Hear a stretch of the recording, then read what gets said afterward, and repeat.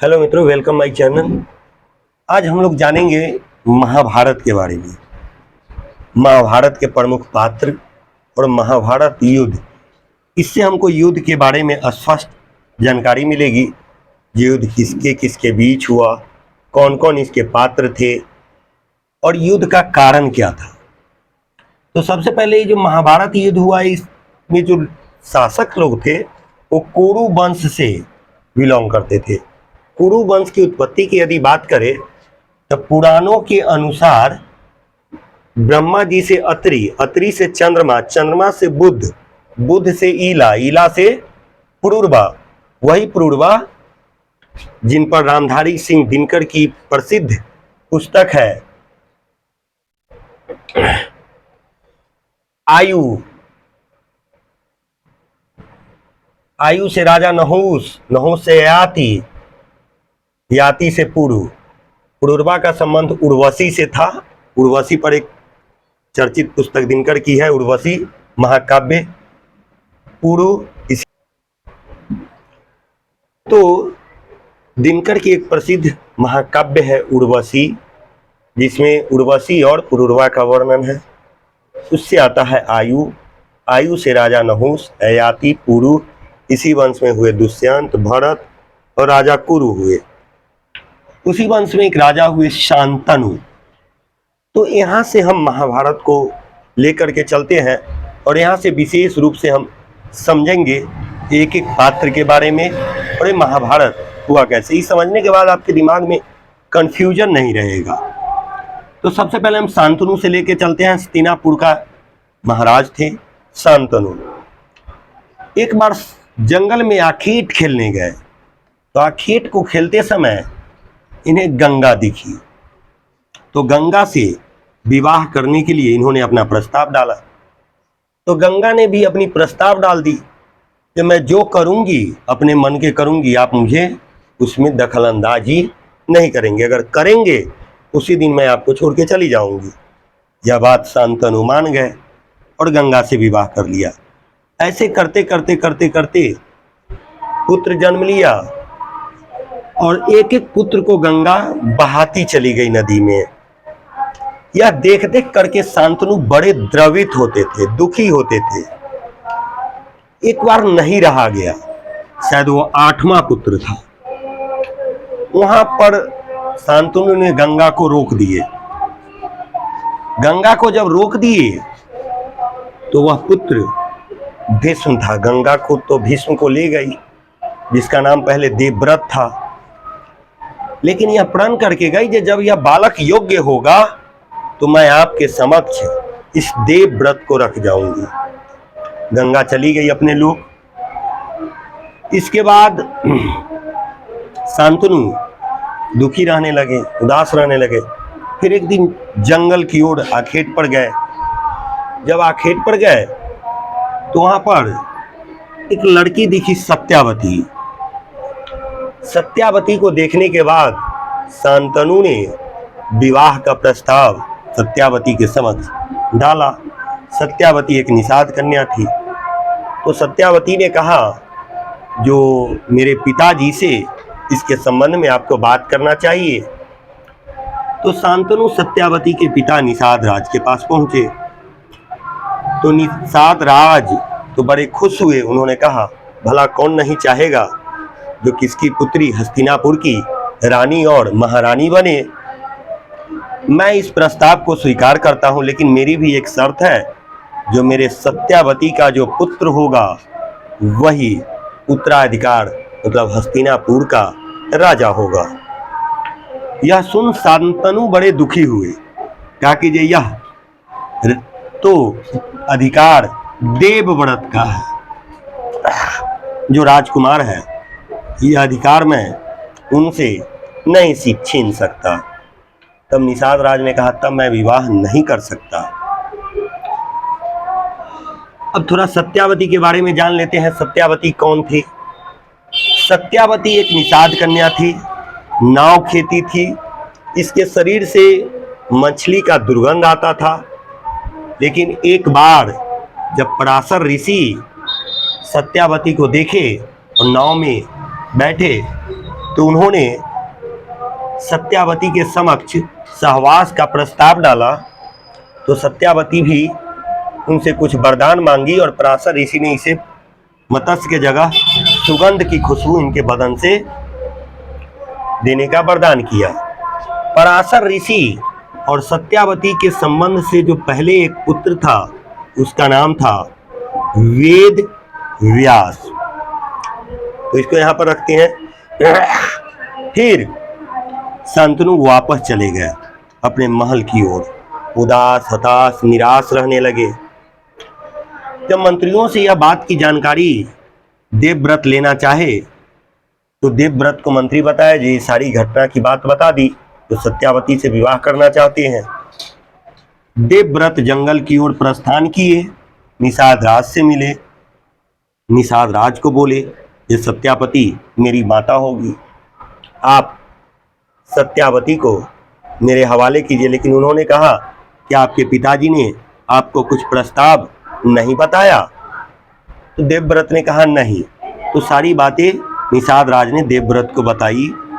तो देवव्रत ने कहा बस इतनी सी बात, ठीक है, मेरा भाई ही अर्थात सत्यावती का पुत्र ही हस्तिनापुर का उत्तराधिकारी यानी सम्राट बनेगा। मैं जिस प्रकार आज हस्तिनापुर की रक्षा करता हूँ, ठीक उसी प्रकार उस समय भी हस्तिनापुर का रक्षा करूंगा। तो निषाद राज ने कहा आपको कहने से मैं बात मान भी लूं तो कल होकर के आपकी शादी होगी, आपका बच्चे होंगे, तो फिर ये बच्चे से और हमारे होने वाले नाती से सत्यावती के पुत्र के बीच में भयंकर युद्ध होगा और यह युद्ध दो जातियों का युद्ध बन जाएगा और प्रलयंकारी युद्ध बन जाएगा। तो विनाश की स्थिति उत्पन्न हो जाएगी। तो भीष्म ने कहा, देवव्रत ने कहा, उस समय तक ये देवव्रत थे, देवव्रत ने कहा मैं 10 दिशाओं से प्रण लेता हूं कि मैं आजीवन कुंवारा रहूंगा, आजीवन कुंवारा रहूंगा, मैं विवाह ही नहीं करूंगा। यह प्रतिज्ञा भीषण प्रतिज्ञा थी, इसलिए उसी समय से इनका नाम भीष्म हो गया। और सत्यावती को लेकर के आए और अपने पिता को सुपुर्द कर दिए। तो यहाँ तो भीष्म आजीवन कुंवारा रहने का व्रत ले लिया। अब इससे आगे हम बढ़ते हैं। तो विवाह हो गई शांतनु और सत्यावती का। इसके बीच 2 पुत्र हुए, चित्रांगद और विचित्रवीर्य। ये दोनों पुत्र हालांकि निसंतान ये लोग मारे गए, इन लोगों का कोई संतान नहीं था। जब निसंतान मारे गए, विवाह तो हो चुकी थी अंबिका और अंबालिका से, चित्रांगद को अंबिका से, विचित्रवीर्य को अंबालिका से विवाह हो चुकी थी, लेकिन कोई पुत्र नहीं था और ये दोनों किसी युद्ध में मारे गए थे। अब जो सत्यावती थी उसके सामने बड़ी एक संकट थी, जो हस्तिनापुर का उत्तराधिकारी कौन होगा, हस्तिनापुर को चलाएगा कौन। तो इन्होंने भीष्म से कहा तुम विवाह कर लो। भीष्म ने कहा मैं आजीवन कुंवारा रहने का प्रण ले चुका हूं, मैं विवाह नहीं कर सकता। तब सत्यावती को अपनी पुरानी याद आई और कहा ठीक है, भीष्म आज्ञा दी भीष्म को, जो जाओ पुत्र, जंगल में वेद व्यास होंगे, वेद व्यास से कहना कि मैं बुलाई हूं। भीष्म इनके पास जाते हैं, वेद व्यास जी कहते हैं हाँ मुझे पता है, मेरी माँ ने बुलाई है। वेद व्यास सत्यावती के पास उपस्थित होता है। सत्यावती का आदेश होता है कि तुम जाओ इसी क्षण और अंबिका अंबालिका के पास, और ये दोनों से मुझे पुत्र की प्राप्ति होनी चाहिए। वेद व्यास जी कहते हैं कि अगर इस अवस्था में मैं गया तो ये दोनों बहुत डर जाएंगे, सहम जाएंगे, इसलिए कुछ वक्त दो मुझे, मैं फिर कभी आऊँगा, फिर तुम्हें इन दोनों से पुत्र की प्राप्ति करवाऊँगा। लेकिन सत्यावती का आदेश था कि नहीं, अभी चाहिए। वेद व्यास जी गए। जब वेद व्यास जी गए अंबिका के पास, तो वह डर से आंख बंद कर ली।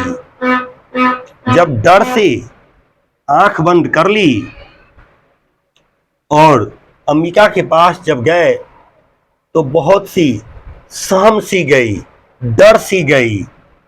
जब बाहर आए तो सत्यावती पूछी, बेटा क्या हुआ, पुत्र होगा? तो वेद व्यास जी कहते हैं, जी माँ, होगा तो, लेकिन जो अंबिका डरी, इसके आंख बंद कर ली, इसके कारण उसका जो पुत्र उत्पन्न होगा वह अंधा होगा। और अंबालिका बहुत सहम गई, डर गई, इसलिए उसका जो पुत्र होगा वह कमजोर होगा, हमेशा ज़्यादातर बीमार रहेगा, ये होगा। अब यह बात सुन के सत्यावती दुखी हुई, कहे बेटा ये तो ठीक नहीं हुआ, फिर से तुम जाओ। जब दोबारा वेद व्यास जी गए तो ये दोनों ने एक दासी को भेज दिया वेद व्यास के समक्ष। जब दासी गई तो दासी डरी नहीं, सहमी नहीं। वापस जब आए, सत्यावती पूछती है क्या हुआ? तो वेद व्यास जी कहते हैं, जी माते, इस बार उन दोनों ने दासी को भेज दिया था। इस दासी का पुत्र जो होगा बड़ा ही तेज तर्राज और निरोग होगा, और उसी दासी से एक पुत्र होता है जिसका नाम विदुर रखा जाता है। क्या रखा जाता है? विदुर रखा जाता है। तो यहां तक हम आए। धृतराष्ट्र अंधे, पांडु बीमार। अब राज्य का उत्तराधिकारी के बात आया तो ये तो अंधा थे, ये राज कैसे चला सकते थे? राजमुकुट पांडु के सर पहनाया गया। अब हस्तिनापुर का शासन पांडु के हाथों से संचालित हो रहा था। धृतराष्ट्र का विवाह गांधारी से हुआ, पांडु का विवाह कुंती से और माद्री से। तो पांडु की दो पत्नियां, एक कुंती और दूसरी माद्री। धृतराष्ट्र की गांधारी। गांधारी के 100 पुत्र थे, दुर्योधन, दुशासन, विकर्ण और अन्य 97। एक पुत्री थी जिसका नाम था दुशाला। ये एक और एक बार की बात है, जब पांडु जंगल में शिकार पर गए थे तो उन्होंने एक हिरण को और हिरनी को देखा आखेट सहवास अवस्था में। तो इन्होंने आखेट में तो गए ही थे, बाण छोड़ दिया। वह बाण उस हिरण को लगा, लेकिन वो हिरण नहीं बल्कि वह कणव ऋषि थे, जो किंडम ऋषि थे और उनकी पत्नियां थी। किंडम ऋषि और उनकी पत्नियां वो ऋषि वेश में आए और उन्होंने शाप दिया पांडु को, जिस प्रकार जिस अवस्था में तुमने मुझे मारा है, तुम भी कभी अपनी पत्नी के पास जाओगे, तुम्हारी भी मृत्यु हो जाएगी।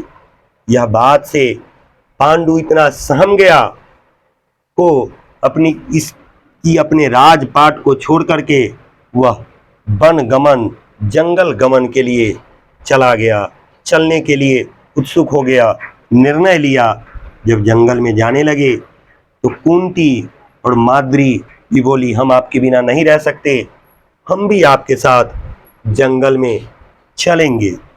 ये दोनों जब जंगल में गए रहने लगे तो कुंती को एक वरदान मिला था। कुंती को वरदान दुर्वासा ऋषि ने दिए थे, क्योंकि कुंती ने दुर्वासा ऋषि को इतनी सेवा की थी, जो खुश होकर के दुर्वासा ऋषि कुंती को वरदान दिए कि जो तुम जिस वस्तु को चाहोगी वह तुम्हारा अपना होगा। इसलिए कुंती ने इस वरदान को पाकर फर्स्ट प्रयोग जब किया सूर्य देव के ऊपर, सूर्य देव आए और कुंती को एक पुत्र दिए। उस पुत्र का नाम कर्ण था। कर्ण जो कौमारी अवस्था में कुंती को मिला था, कुंती ने लोक लाज के कारण कर्ण को नदी में बहा दी थी। उसी वरदान का प्रयोग कर कुंती ने अन्य पुत्रों को भी जन्म देती है। युधिष्ठिर, भीम और अर्जुन को जब कुंती जंगल में यमराज को आह्वान करती है तो यमराज के द्वारा युधिष्ठिर का पुत्र कुंती के गर्भ से उत्पन्न होता है। फिर उसने पवन देव की आह्वान करती है। जब पवन देव की आह्वान करती है उसे भीम मिलता है, और जब उसने इंद्र देव का आह्वान करती है तो इंद्र देव से कुंती को अर्जुन मिलता है। ये 3 पुत्र, और इधर माद्री और अश्वनी कुमार से 2 पुत्र होते हैं, नकुल और सहदेव। तो टोटल हुए 5 पुत्र पांडु के, युधिष्ठिर, भीम, अर्जुन, नकुल, सहदेव, और एक तो पहले था ही कुंती का जो बाद में उसे बहा दिया गया, जो बाद में यह कर्ण इस कौरव के पक्ष से युद्ध लड़ता है। ये कौरव और इधर हो जाता है पांडव। कौरव और पांडव अब ये जंगल में रहते हैं, जंगल में जीवन यापन करते हैं। धीरे धीरे यह बड़े होने लगते हैं। अर्जुन का विवाह सुभद्रा से होता है। अर्जुन और सुभद्रा से एक पुत्र होता है, महावीर अभिमन्यु, जो चक्रव्यूह में मारा जाता है, जिसको अकेले कोई हराया नहीं, छल बुद्धि से इसे प्रहार किया और अभिमन्यु को मारा था। अभिमन्यु और उत्तरा से होता है परीक्षित। परीक्षित का विवाह माद्रवती से होता है। परीक्षित और माद्रवती से जन्मेजय का जन्म होता है। अब इसमें जाते हैं अश्वत्थामा, कृष्ण। अश्वत्थामा, कृष्ण। कृष्ण का एक सेना होता है नारायणी सेना। नारायणी सेना जब बचपन में इस सभी बच्चों का गुरु तो भीष्म ही हुआ करते थे। भीष्म ही सबको धनुर्विद्या, शस्त्र विद्या सिखलाया करते थे। लेकिन जब धीरे धीरे समय बीता तो ये तो जंगल में थे, उस समय राजा बना दिए थे किसको? धृतराष्ट्र को। धृतराष्ट्र राजा बन गए थे। जब जंगल से लौटे तो ये जो 100 भाइयों थे, इधर 5 भाई इधर 100 भाई, इससे कुछ अपने राज्य का हिस्सा मांग रहे थे। इसलिए कहा जाता है जो दे दो तुम मुझे सिर्फ 5 ग्राम और रखो तुम सारा धरती तमाम। लेकिन दुर्योधन उस 5 गांव को भी देने के लिए पांडव को तैयार नहीं हुआ और कहा मैं सुई के नोक की बराबर भी नहीं दूंगा, इसके लिए मुझे युद्ध ही क्यों न करना पड़े। और इसी का परिणाम है जो प्रलयंकारी भयंकर युद्ध कुरुक्षेत्र में रचाया गया। और उस परिणाम यह हुआ कि एक भी व्यक्ति उसमें नहीं बचा, इस 5 पांडव और कृष्ण अश्वत्थामा के सिवा। अब हम बात करते हैं आगे। जब धीरे धीरे युद्ध की स्थिति जब बनी तो कर्ण तो इधर से था, कौरव में कर्ण यहां आ गया था। कर्ण बड़े दानवीर था। कर्ण बड़े दानवीर था। तो कुंती सोची जो यह युद्ध किसके बीच हो रहा है, दोनों ओर तो मेरे ही पुत्र है, कहीं ना कहीं मेरे ही पुत्र की हत्या होगी। तो कुंती कर्ण के पास पहुंची और कुंती कहती है बेटा तू भी मेरा बेटा है, उधर भी मेरे बेटे हैं, तुम युद्ध को त्याग दो, तुम युद्ध छोड़ दोगे तो यह युद्ध समाप्त हो जाएगी। लेकिन कर्ण को एक गद्दी पर बैठाने का काम दुर्योधन ने किया था।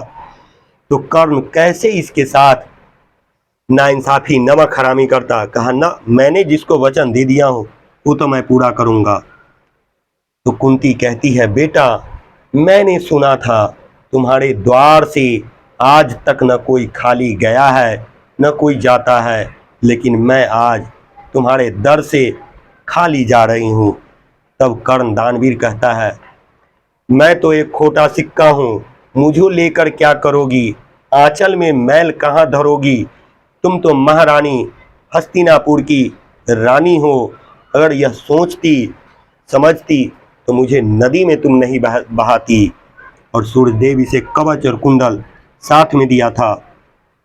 तब कर्ण कहता है, न मेरे द्वार से कोई खाली गया है न तुम खाली जाओगी। सुनो, ये युद्ध तो होगा लेकिन मेरा उद्देश्य होगा सिर्फ अर्जुन को मारना, बाकी किसी को मैं नहीं मारूंगा। यदि मेरे हाथों अर्जुन मारा गया तो एक कर्ण पुत्र तुम्हारे पास आ जाएगा, यदि मैं मारा गया तो अर्जुन तुम्हारे पास रहेगा। पहले भी तुम 5 पुत्रों की माँ कहलाती थी, इस युद्ध के बाद भी तुम 5 पुत्रों की माँ कहलाओगी। यह वचन देकर कर्ण कुंती को विदा करता है।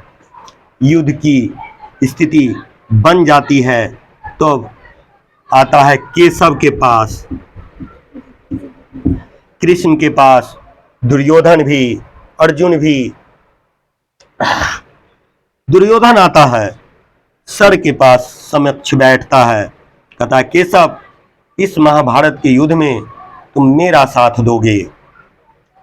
केशव कहता है, ठीक है दूंगा, लेकिन इतना ध्यान रखो, जो मैं युद्ध में तो जाऊंगा लेकिन मैं लड़ूंगा बिल्कुल नहीं, मैं देखता रहूंगा।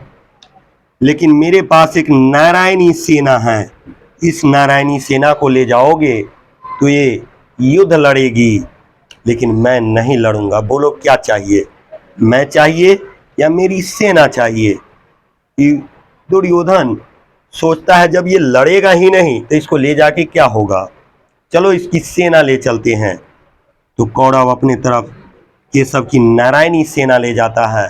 इधर अर्जुन आता है, केशव के पांव के समीप बैठता है और कहता है, मुझे कुछ नहीं चाहिए, मुझे युद्ध में सिर्फ आप चाहिए, आप मेरे साथ रहें, वो तभी मेरा मनोबल बना रहेगा।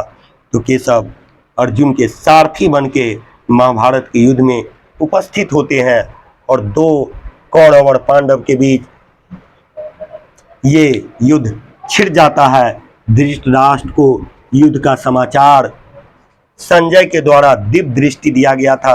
यह युद्ध कुल 18 दिन चला था। 18 दिन के लिए सारा रिपोर्ट इसे टेलीकास्ट करके दिखाया जा रहा था। जब यह युद्ध हो रहा था तो अर्जुन देख रहा है, सामने तो सब अपने हैं, बड़ा भाई दुर्योधन है, इसके बाद भीष्म है, ताऊ जो मुझे गोद में खिलाए हैं, मुझे चलना सिखाए हैं, उन्होंने अस्त्र विद्या सिखलाया है, द्रोणाचार्य हैं, गुरुदेव सब हैं, मैं किनके ऊपर अस्त्र उठाऊं? तब उसी समय कृष्ण ने गीता का पाठ अर्जुन को सिखलाते हैं, बताते हैं युद्ध क्षेत्र में, और कहता है, युद्ध क्षेत्र में न कोई अपने होते न पराए, उठाओ गांडीव, चढ़ाओ और चलाओ बाण। बहुत प्रयास करने के बाद अर्जुन बाण छोड़ता है, युद्ध चलता रहता है, नरसंहार पर संहार होते रहते हैं। इसके बाद कर्ण से कवच और कुंडल भी छल से ले लिया जाता है, क्योंकि कर्ण को वरदान था, जो जब तक कवच और कुंडल तुम्हारे पास रहेगा तुम्हें कोई मार नहीं सकता है। कर्ण को एक अमोघ शक्ति भी प्राप्त था जो कर्ण बचा के रखे हुआ था अर्जुन के लिए, लेकिन उसको भी समाप्त कर देता है, खा जाता है बीच में घटोत्कच, क्योंकि भीम की पत्नी हिडिंबा का पुत्र घटोत्कच भीम का पुत्र होता है, जो युद्ध में आता है और योग उस बल का प्रयोग कर्ण को उसके ऊपर करना पड़ता है। इस तरह कर्ण की भी हत्या हो जाती है। धीरे धीरे यह युद्ध चलता रहता है और 18 दिनों तक चलने के बाद यह युद्ध का परिणाम यह आता है कि इस युद्ध में कोई नहीं बचता है, सब के सब मारे जाते हैं। बचते हैं तो सिर्फ 5 पांडव, और हस्तिनापुर पर राज करने के लिए कौन रहेगा? सब भाई मारे जा चुके हैं, कौरव पक्ष के सभी समाप्त हो चुके हैं। अंततः ये लोग पांडव भी अपने आप को त्याग करना उचित समझते हैं और यह युद्ध का अंत हो जाता है, हस्तिनापुर का अंत हो जाता है। तो ये था महाभारत का प्रमुख पात्र, महाभारत की युद्ध कथा, जिसके माध्यम से हमने जाना कि महाभारत के प्रमुख पात्र कौन कौन थे और युद्ध किनके किनके बीच में हुआ। तो धन्यवाद मित्रों।